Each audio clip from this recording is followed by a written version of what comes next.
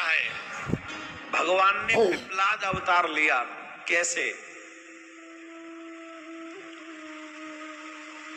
एक बहुत भयानक दैत्य हुआ, वृत्तासुर। श्री महापुराण में विस्तार से उसकी बड़ी कथा है। वृत्तासुर हुआ और वो वृत्तासुर बहुत पापी था। पापी मान बलवान बहुत था, और इतना बलवान था कि देवताओं का सिंहासन छीन लिया उसने। वो किसी से मारे नहीं मर रहा था। बोले कैसे मरेगा अब ये? तब पता चला कि ये तब मरेगा जब दधीच ऋषि की अस्थियों से वज्र बने, उससे ये मरेगा। तो सब देवता दधीच ऋषि के पास में गए। राधे राधे बोलना पड़ेगा। दधीच ऋषि उस समय समाधि में बैठे हुए थे। देवताओं को आया, देखा, बोले कहो देवताओं कैसे पधारे? बोले हम आपसे याचना करने आए। बोले क्या याचना करना चाहते हो? बोले हमें आपकी अस्थियां चाहिए। क्या चाहिए? गृहस्थ धर्म यह है कि हमारे द्वार पर कोई आ जाए, किसी भी इच्छा को लेके आ जाए, हमें उसकी वो इच्छा पूरी करनी चाहिए, तभी गृहस्थ धर्म पूरा होगा। क्या मांग लिया? अस्थियां। अस्थियां माने हड्डियां। तुमसे कोई उंगली भी मांग ले, ये सिर्फ उंगली, कि हमें दान में कितने गृहस्थी दे देंगे?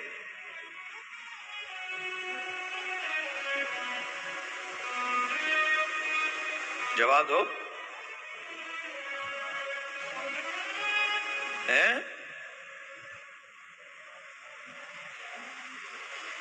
क्या गजब की बात कही है। 1 रुपया तो दे रहे ना, ये उंगली दे देंगे। सही कही आप। उस समय दधीच ऋषि से अस्थियां मांगी थी, देवताओं ने मांगी थी। तो दधीच ऋषि बोले एक बात बताओ देवताओं, मैं अपनी अस्थियां अगर दे दूंगा तो मेरे प्राण नहीं बचेंगे, प्राण नहीं बचेंगे तो भजन कैसे करूंगा?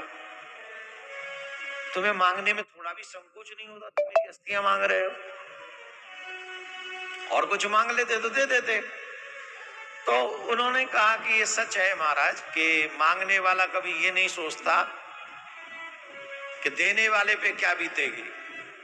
पर एक और सच है, देने वाला भी नहीं सोचता कि मांगने वाले की स्थिति क्या है।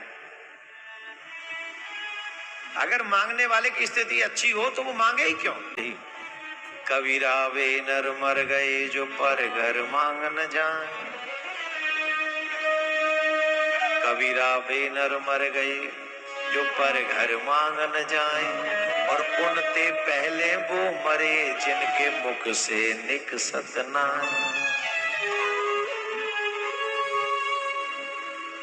आज जो हम देख रहे हैं वो ये है कि समाज में एक दूसरे की हेल्प करने की आदत कम होती जा रही है। अब स्व के लिए जीवन जी रहे हैं लोग, अधिकांश अपने लिए जीवन जी रहे हैं अधिकांश, जो कि कदापि उचित नहीं। परोपकाराय पुण्याय पापाय परपीड़नम, वेद व्यास जी महाराज ने लिखा है। परोपकार का मतलब ये भी होता है कि कोई व्यक्ति फंसा हुआ है और आप जानते हैं वो जैन मुन है, और अगर आपके फोन से उसकी समस्या हल हो सकती है तो बिना कुछ लिए दिए उसकी हेल्प कर दीजिए। आजकल एक फोन करवाने के लिए भी लोग कहते थे मुझे क्या मिलेगा, what is the my profit. अरे बेशरम आदमी, फोन कॉल फ्री है, और आज तुम्हारा सामर्थ्य ऐसा है कि तुम्हारा कॉल किसी की सहायता कर सकता है तो करो। नहीं करेगा नहीं करेगा। क्यों? परोपकार करने के संस्कार माँ बाप ने नहीं दिए, नहीं दिए। और ये बहुत दुख की बात ना, सबसे बड़ा धर्म है। देवता कह रहे महाराज आज हम असहाय हैं इसलिए आपके पास आए हैं, अगर हमें आवश्यकता नहीं होती तो हम आपसे थोड़ी ना मांगते अस्ति।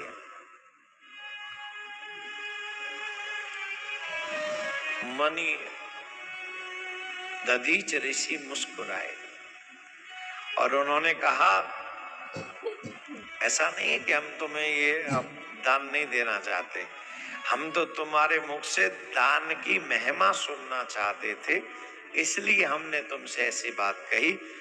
और अभी तुम हमारी अस्थियों को ले जाओ। और उन्होंने अपनी अस्थियां देवताओं को दान में दे दी और वो उनके प्राण चले गए। अब सुनो, जिस समय इनके प्राण गए